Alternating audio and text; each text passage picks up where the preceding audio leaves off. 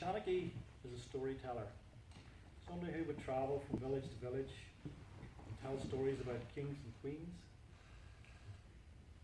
Excuse me. Is that okay? It's not my time, my turn. Is that better? Yeah. Thank you. The accent's still the same. I'm sorry. I could switch it to BBC if that's okay. I'll tell you about a Shanachie. Shanachie's a storyteller. And they used to, remember back in Ireland, way for thousands of years, there was very little written stories. So the Shanachie would be the person that went and told the history of kings and queens and battles and little people and magic and all the things like that. So tonight, I will try and be your Shanachie. So imagine we're in the Great Hall. There's a big fire going. And I'm going to tell you a couple of things about Ireland. First of all, Ireland has 4 provinces. There's Ulster, Munster, Leinster, and Connaught. Ulster's in the north. It goes from Donegal, which is on the west coast, all the way across to Antrim. Second thing about Ulster is that it's really close to Scotland. There's only about 12 miles between Ireland and Scotland, which meant that the people of, you could actually leave Scotland, go across to Ireland, do a quick raid, probably be home for your tea. But there was a lot of the kings and queens of Scotland and Ireland were all intermarried and interbred, so there was a lot of that.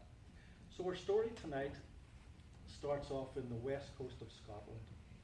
And there was a king in Scotland called Duncan. It's around about, probably about the 5th century, so a very, very long time ago. And Duncan was a great warlord, and his cousin Robert was king of Ulster. And unfortunately, Robert died, and he left no heir to the throne. So what to do? So Duncan decided that one of his 2 sons would be king of Ulster. But how to decide? He didn't know. So he prayed to the old gods to give him guidance. And the old gods said, Duncan, have a boat race. Leave the shores of Scotland, and the first son to touch the land of Ireland, of Ulster, will be crowned king that day. So the boat race was set up for the next morning, and off the 2 sons started. There was Conor. Conor was a huge, strapping young man. He was fierce in battle. He is so much like his father in all ways, including the drinking. But his younger brother, 1 year younger, was Niall. Niall was a lot skinnier, but again, a good, strapping young man. Niall took after his mother. His mother had died of the coughing sickness, as they called it then. But Niall was one of the wiser of the 2. So off they both brothers set off. I don't even have to read this. Both brothers set off, and they started across the sea. And it was equal, neck and neck the whole way. Absolutely, for each time one pulled an oar, the second one pulled an oar. And people thought, gosh, they're going to land here together. So both brothers are covered in sweat. Hours later, the salt is stinging their faces. They can hardly see. It was imperceptible at first. But the older brother, Conor's boat, was just moving ahead. It was an inch, but it was just ahead. Then it became 2 inches. 2 became 4. 4 became 6. And suddenly it was a foot and 2 foot. Niall was distraught. He so wanted to be king of Ulster. He rowed harder. His hands were covered in blisters of blood, but nothing he could do. Conor was stronger, bigger, and he started to pull ahead. 3 foot, 4 foot, and that was a boat length. They could see the cliffs of Ireland. They could hear the waves crashing on the shingle of the shore. They could hear the seagulls, and they're both pulling so hard.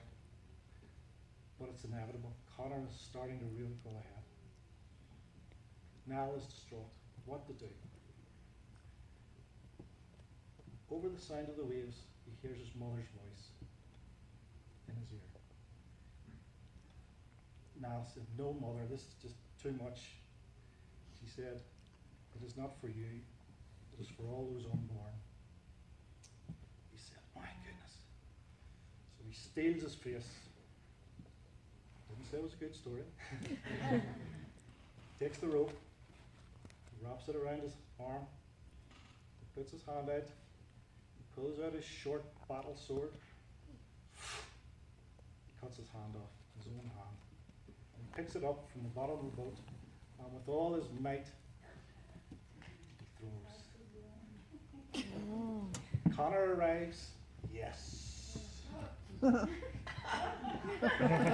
around and his distraught mother is bawling on the waves. He's like, yes. Then he looks down. And there at his feet is the hand of his brother, touching the hand. Niall was crowned king that very night. And some say that Niall lived for 50 years and was a good king. In fact, the descendants of Niall, or the clan of Niall, or as we would call it today, Clan O'Neill, ruled Ireland for 26 generations after that. And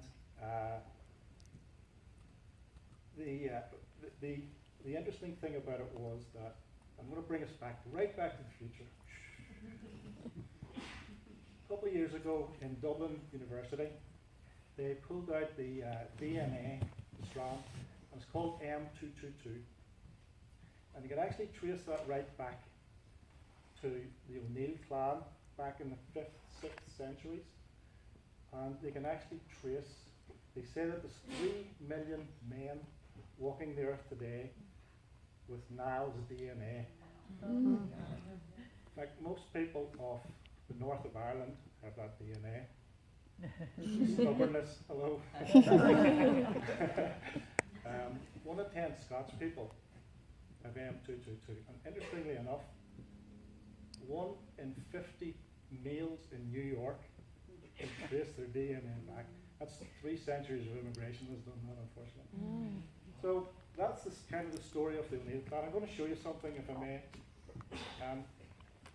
about if you walk the streets of Northern Ireland today, you'll see already, can you see it? Right?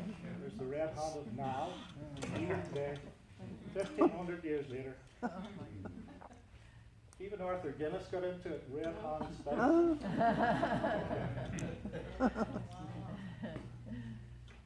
This is a sign for the Youth Hostel Association of Northern Ireland. And today, the Ulster flag or the Northern Ireland flag. So that is the story of King Niall.